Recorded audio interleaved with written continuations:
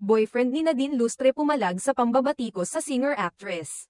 Si Nadine Lustre, isang kilalang aktres sa Pilipinas, ay kamakailan lang nakaranas ng isang nakakabahalang insidente online nang makatanggap siya ng mensahe mula sa isang basher na naghangad ng masama sa kanya matapos mag-viral ang kanyang pahayag.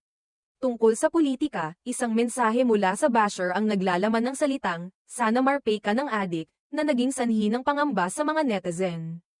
Dahil dito, ipinost ni Nadine ang screenshot ng naturang mensahe sa kanyang opisyal na Instagram account, na nagdulot ng maraming reaksyon mula sa mga tao sa social media.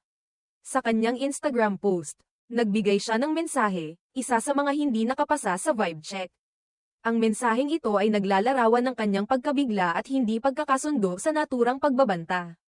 Kasunod ng insidenteng ito, hindi pinalampas ng kasintahan ni Nadine na si Christoph Barrio ang pagkakataong ipagtanggol siya.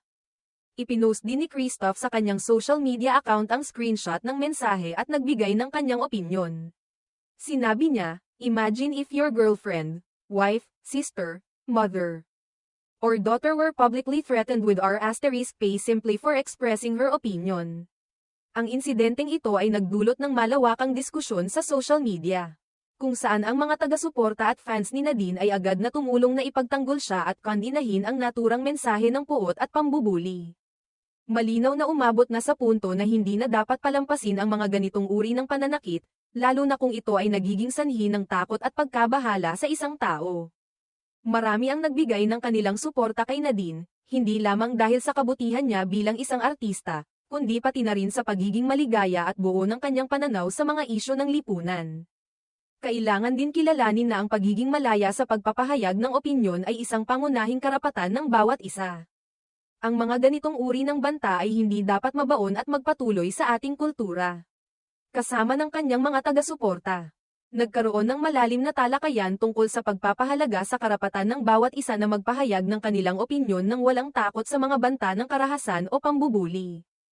Habang ang mga artista tulad ni Nadine ay madalas na tinututok ng atensyon ng publiko, hindi ito nangangahulugan na sila ay karapat-dapat na maging biktima ng mga ganitong uri ng pambabastos. Sa kabila ng nakakabahalang insidente, nagpamalas ng lakas si Nadine sa pagtanggap ng mga negatibong komento at patuloy na ipinaglalaban ang kanyang karapatan na magsalita at magbigay ng kanyang opinyon.